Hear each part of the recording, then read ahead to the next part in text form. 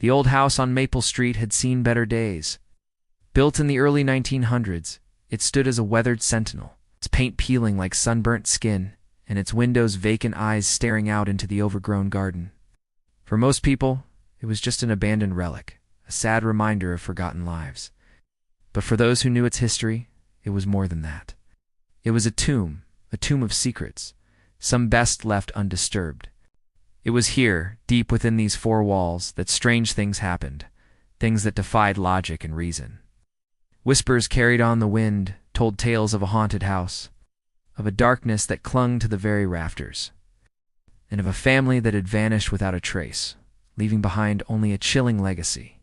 In the quaint town of Oak Haven, nestled amidst rolling hills and whispering cornfields, the house on Maple Street stood as a silent specter. Looming over the town's collective memory like an unhealed wound, many had lived and died within its confines, each adding their story to the rich tapestry of its existence. The year was 1923 when Thomas and Mary Blackwood, along with their two children, 5-year-old Lily and 2-year-old Samuel, moved into the house. They were an ordinary family, or so they seemed. For behind closed doors, Thomas harbored a darkness that would eventually consume them all. From the outside, their lives appeared idyllic. Thomas, a successful businessman, provided for his family, and Mary, a devoted homemaker, doted on her children. But beneath this veneer of domestic bliss, a sinister undercurrent flowed. Thomas, driven by an insatiable ambition, grew increasingly ruthless in his business dealings.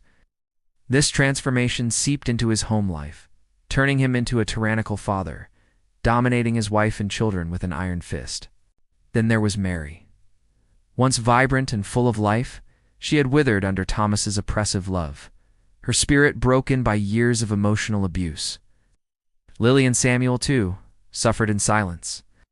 Their innocent laughter echoing in the cavernous halls was often silenced by their father's thunderous demands.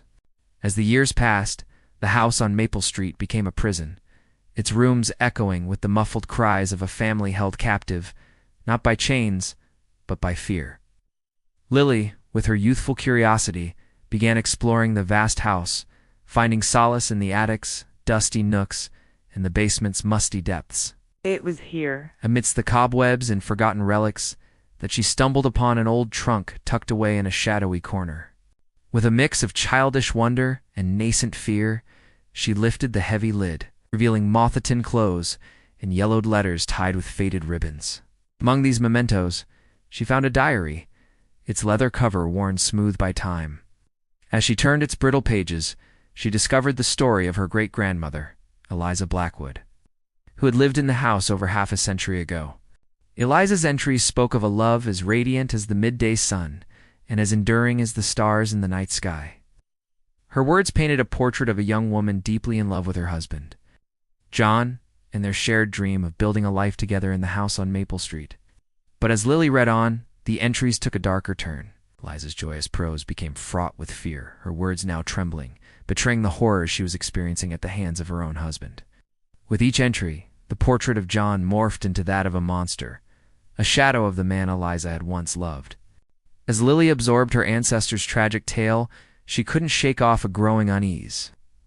It was as if the house itself was sharing its secrets, its pain seeping into her very bones.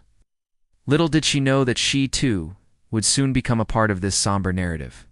Meanwhile, Thomas Blackwood's darkness continued to grow, poisoning every aspect of his life. His business dealings, once shrouded in secrecy, now involved activities best kept out of the public eye.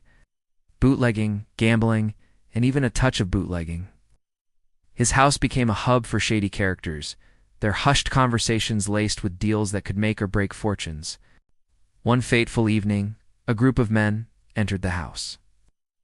Their faces hardened by a life of crime, their eyes gleaming with a predatory gleam. They were Thomas's associates, but they weren't just partners in crime. They were his enforcers, ready to do his dirty work with a chilling efficiency. That night, the screams of Mary Blackwood echoed through the halls of the house on Maple Street. Her pleas for mercy unanswered, drowned out by the sinister laughter of her husband and his cronies. When dawn broke, silence descended upon the house, a silence so profound it was deafening. The men were gone, leaving behind an atmosphere thick with unspoken horrors. And Mary's lifeless form lay hidden in the cellar, her spirit trapped within the cold, damp walls. Days turned into weeks, and weeks into months.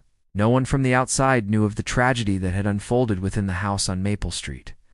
The neighbors, accustomed to the comings and goings of shady characters, simply looked the other way. The townspeople, too, were either indifferent or complicit, their silence deafening. Lily and Samuel, oblivious to their mother's fate, went about their lives, their innocence a painful reminder of what had been lost. It was during one of Lily's attic expeditions that she stumbled upon a hidden compartment in the trunk containing her mother's diary.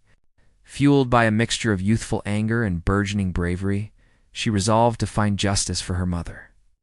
Unaware that she was being watched, her every move scrutinized, her every word dissected. Thomas, ever the paranoid tyrant, suspected that someone was onto him. But he couldn't fathom that it was his own daughter who was determined to bring him to justice. As Lily delved deeper into her mother's diary, she uncovered a secret that would change everything. Mary's final entry revealed the existence of a hidden safe containing evidence of Thomas's criminal activities. This revelation set Lily on a new mission, a desperate race against time to locate the safe before her father could discover its hiding place. But she wasn't alone in her quest. An unexpected ally emerged from the shadows, drawn by Lily's courage and compelled by a sense of justice. Together, they devised a plan to expose Thomas, their determination hardening with each passing moment. The night of the confrontation arrived, cloaking the house on Maple Street in an eerie darkness. Thomas, fueled by paranoia and power, prowled his domain like a caged animal. Every creak of the floorboard, every rustle of leaves outside, sent him into a frenzy of suspicion. He couldn't shake off the feeling that he was being watched, hunted.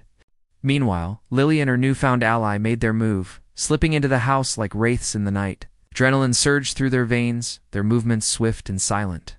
They searched every nook and cranny, their fingers tracing the contours of the old house, their hearts pounding in unison. Finally, in the depths of the house, hidden behind a false wall, they found it, the safe.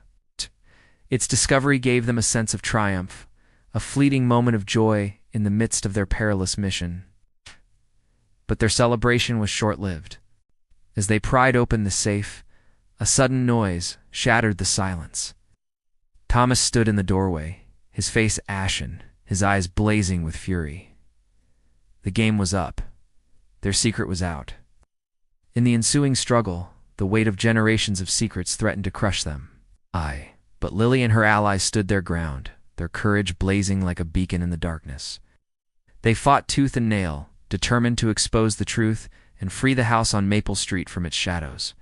As dawn approached, the house on Maple Street bore witness to a dramatic showdown. Thomas, cornered and desperate, lashed out, his true colors on full display. But justice, like a relentless tide, swept over him, washing away his carefully constructed facade. With the rising sun, the truth spilled from the safe like a torrent, engulfing Thomas and his world of deceit. In the end, the house, with its silent walls, emerged as the true hero, having borne witness to countless stories, both tragic and triumphant. Adoring it stood firm, a symbol of endurance and resilience. Though scars remained, the house on Maple Street began to heal, its wounds slowly closing, allowing a sliver of hope to peek through the cracks. Perhaps in time, the whispers of fear would fade, replaced by the echoes of laughter, turning the house on Maple Street into a haven instead of a haunted house.